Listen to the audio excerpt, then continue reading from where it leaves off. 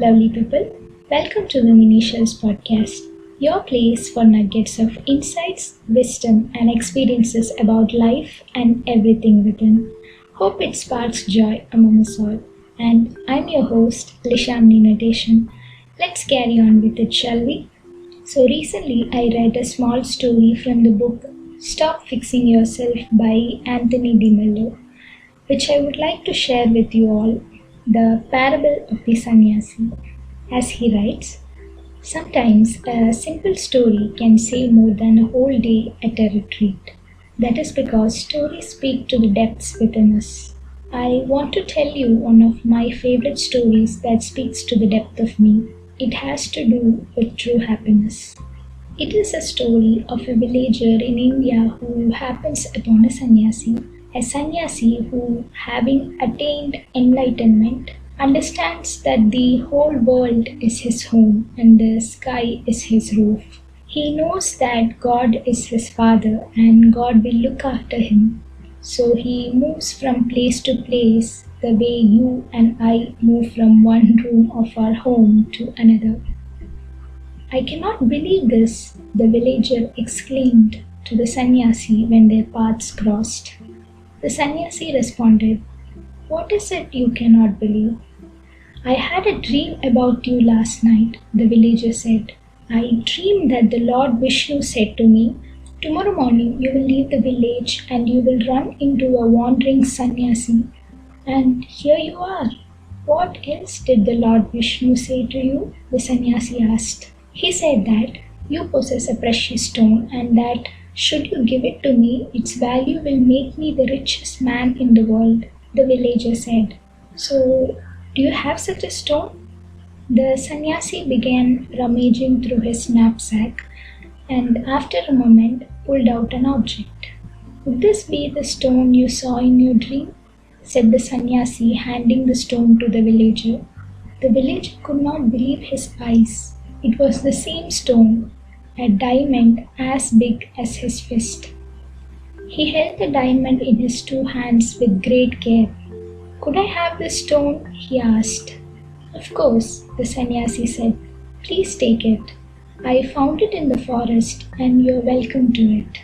The villager took the diamond and went to sit under a tree on the outskirts of the village. He held the diamond close to his heart and he experienced great joy.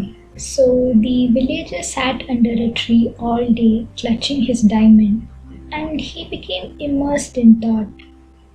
And toward evening, he returned to the place where the sannyasi was meditating and he gave him back the diamond. "I have decided that this wasn't what I was looking for," he said. "But may I ask you to do me one more favor?" "What is it?" asked the sannyasi. "Could you give me the inner richness that makes it possible for you to so easily give away this thing that would have made you the richest man in the world?" And the story ends.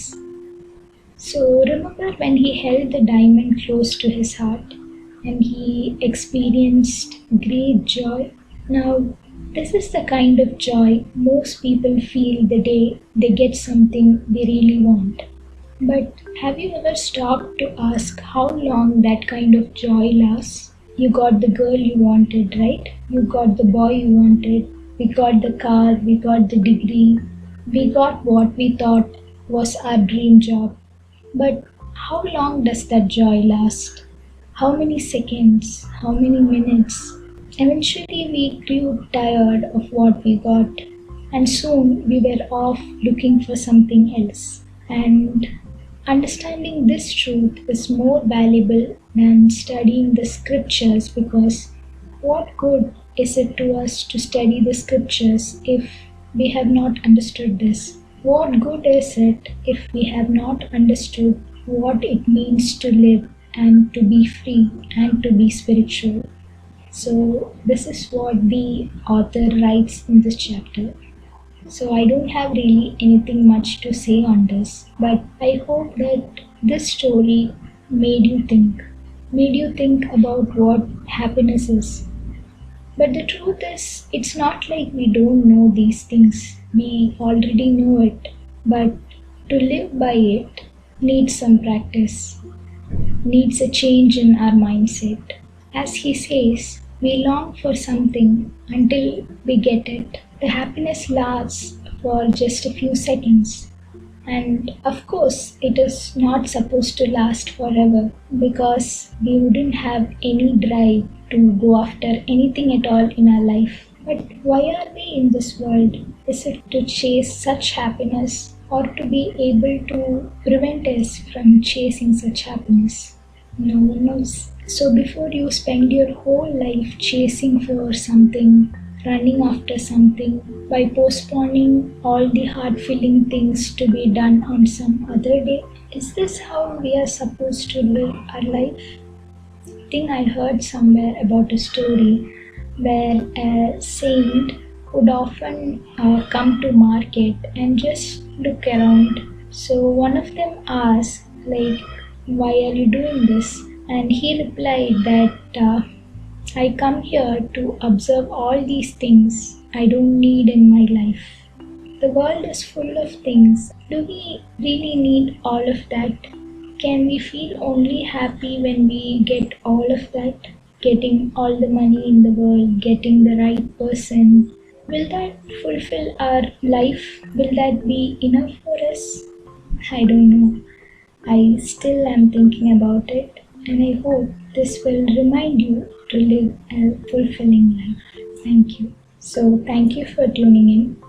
New episodes will be out on Saturdays. Do follow and give it some shares. You could also follow me on Instagram, X, and my WhatsApp channel at Minishells. Once again, thank you, and we'll be back with a new episode on Saturday.